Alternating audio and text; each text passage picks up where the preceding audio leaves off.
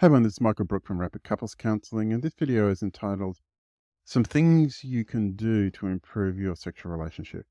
Now, couples come to me frequently and they're having challenges with their sexual relationship. Now, there's a number of things you can do in order to improve your sexual relationship, but let me break it down by a couple of things. Firstly, you need to consider that desire is not a natural function. So, what that means is desire is not a natural function. Sometimes people believe once they get in a relationship, they're going to always want their partner or they're going to always have sexual desire for them. And the reality is that's not true. The reality is that desire can come and go.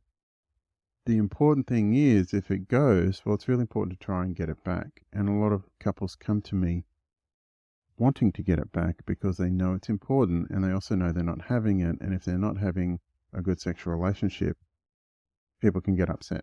So it's important for you to recognize that it's not a natural function. It needs to be maintained, it needs to be created, and it needs to be nurtured, right? Just like watering a plant. There's certain things you need to do that nurtures desire. Let me break down the things that's necessary for you to consider in a number of different things. First thing you need to consider, both there's a physiological aspect and a psychological aspect of desire.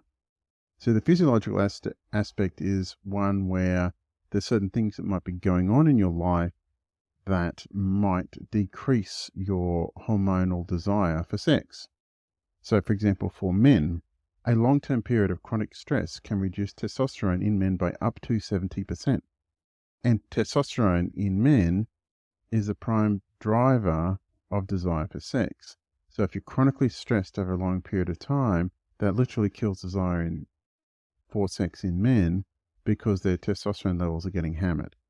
And so that's one example of how physiology can affect desire. Same thing with women. So for many women, what they say is if they're really, really stressed over a long period of time, or their sleep is really interrupted, or they have other things going on physiologically, that can substantially reduce their desire for sex from a physiological perspective. As well, you've got issues what happens when people age. So roughly 20% of men over the age of 50 experiencing erectile dysfunction. Women going through menopause can either become very, very sexual or asexual, or they can just lose all desire for sex when they're going through menopause. There's a whole heap of other things that can happen. It's important to consider that there could be something going on physiologically that might be getting in the way of your sex drive that can be addressed from a physiological perspective. Now, that's one thing. The next thing is psychological perspective. The psychological perspective is around the meaning of sex. I say it all the time that people don't avoid sex and pleasure, but they avoid the meaning that's present or absent in the sex they're having or not having. And if sex carries a meaning for someone that they don't want, that makes them feel bad, it's really easy to avoid it. So for example, sex might become boring, or it might become duty sex, or it might become efficiency sex, or the sex you're having isn't what you actually really want, because your partner's sexual style is very different to your sexual style, and you want your partner to do things differently, but they won't accommodate how you want to do things. This is actually quite a common problem. And so if you change the behavior, you change the meaning, and if you change the meaning, you change the desire for it. And so it's really important to consider the meaning of the sex that your sex is having, and to be able to have a conversation with your partner about behavior and what the meaning of each behavior is. And if you're not having the sex you want, you need to say, hey, this is a behavior that I want because it carries this meaning for me that I really like. And you need to accommodate each other's behavioral repertoire and style and accommodate their meanings that they want. So that's one example of psychological. The next thing is time. Good sexual relationships don't happen by accident. You need to give them time and attention. It's important to make sure you have a functioning sexual relationship. If you're in a long-term relationship, it's really, really important because it regulates stress, it creates desire.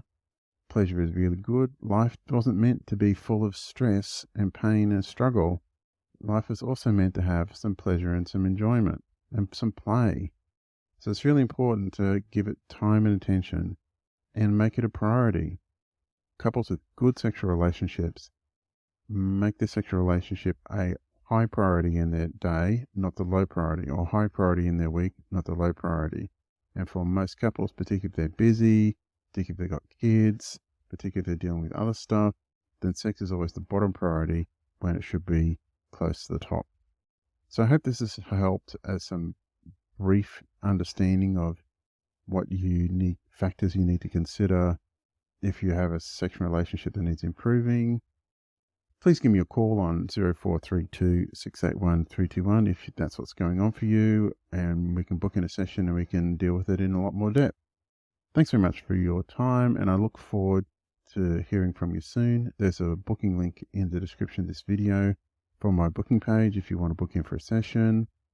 If you're looking at this video on YouTube, please like and subscribe to the channel, and I will look forward to hearing from you shortly. Bye.